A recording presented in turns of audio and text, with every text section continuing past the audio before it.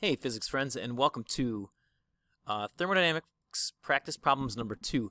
I'm going to be going through the example problems that I gave you in class as kind of just explaining how I would do it, going about my strategies in case the answer key wasn't quite enough for you. So let's get started. We got a couple tables up here. These are the heats of specific heats for different materials and the heats of fusion and vaporization. Fusion is how much it takes to melt or freeze an object. Like you got to put energy in to melt something, and you got to take energy away to freeze it. And then vaporization is to boil it. You got to put energy in to boil it off. You got to take energy away to condense it. So that's just a couple of things I'll probably end up using a few times throughout this video.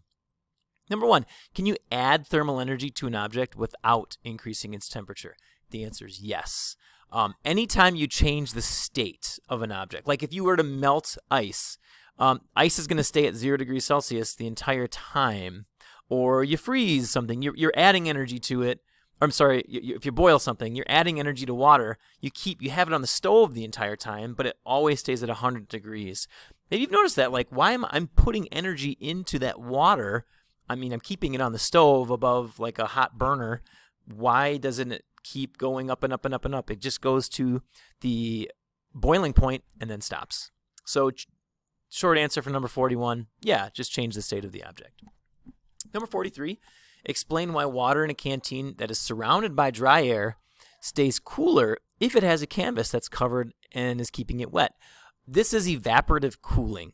So when you make it wet, that water is evaporating. And in order for water to evaporate, you need to put energy into that water to make it leave. It's getting that energy from the canteen.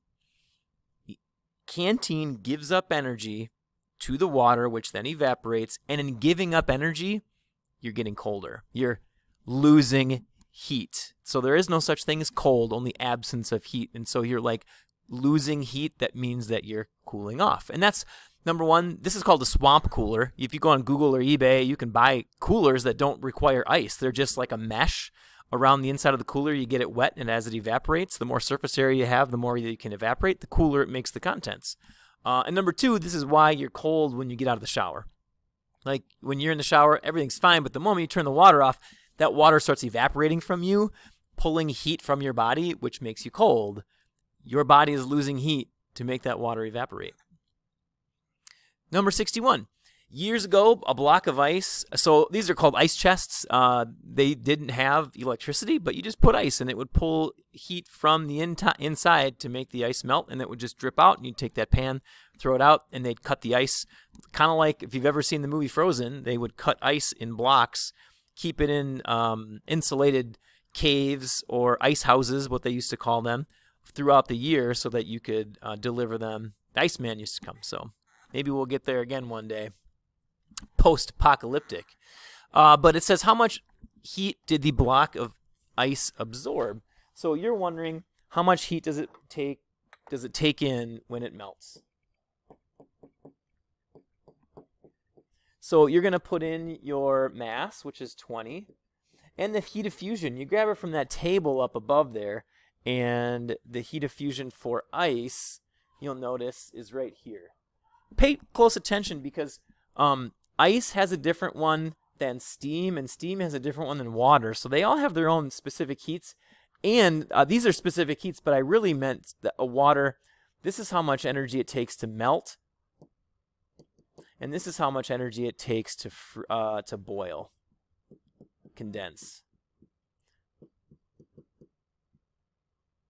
So in this problem, the heat of fusion is 3.34 times 10 to the 5th.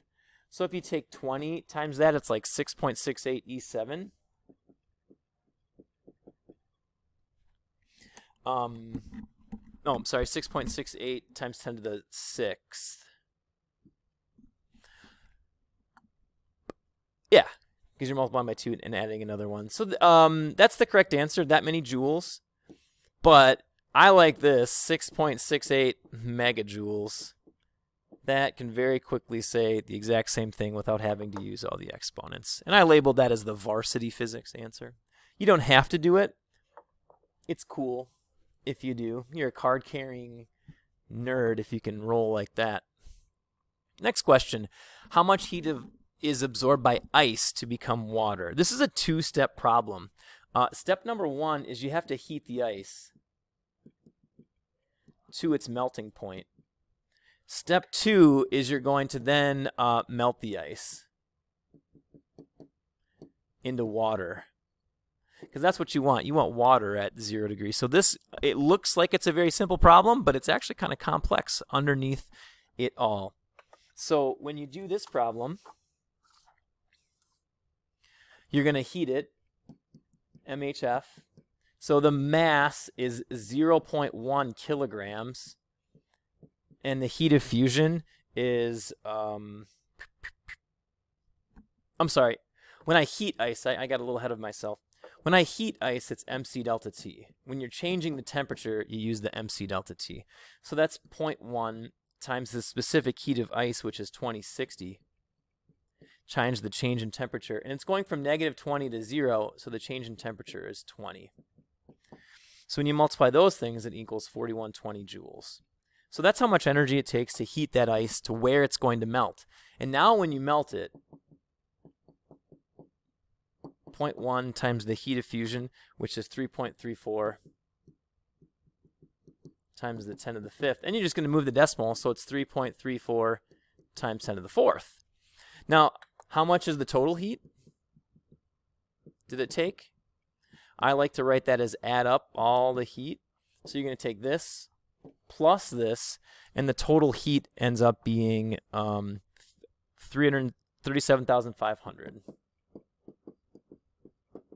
Or 37.5 kilojoules. Again, you don't have to do that, but it takes less ink. Last one. How much heat is needed to change this much ice into this much steam? So this problem is the worst problem that you could ever get because it's a 5-stepper.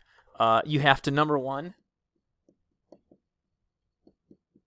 heat the ice. The next thing that you have to do is you're going to have to melt the ice. Third step that you're going to have to do is you're going to have to heat the water to boiling. Fourth step you're going to have to do is you're going to have to boil it off. And then the fifth step you're going to have to do is you're going to have to heat the steam. So it's going through all 3 phases, and there are 2 phase changes in between. So, whoo, man. So heating the ice, MH of F. Melting the ice, MH, I'm sorry. Whoa, I missed that again. Heating the ice is MC delta T. Melting the ice is MH of F. Heating water, MC delta T. Boiling it off is MH of V. And then heating the steam, MC delta T. Now, people always ask me, Mr. Hare, I am always confused when I use what equation.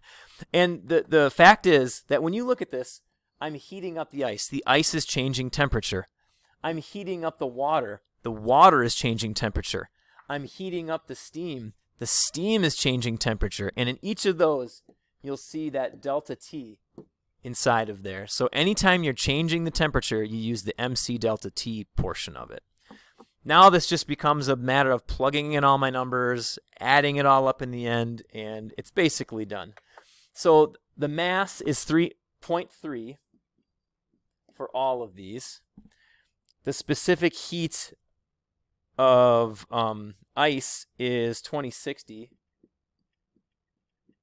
And I'm going from -30 to 0, so that has a specific heat of 30. So you multiply those, and it's 18,500 with significant figures.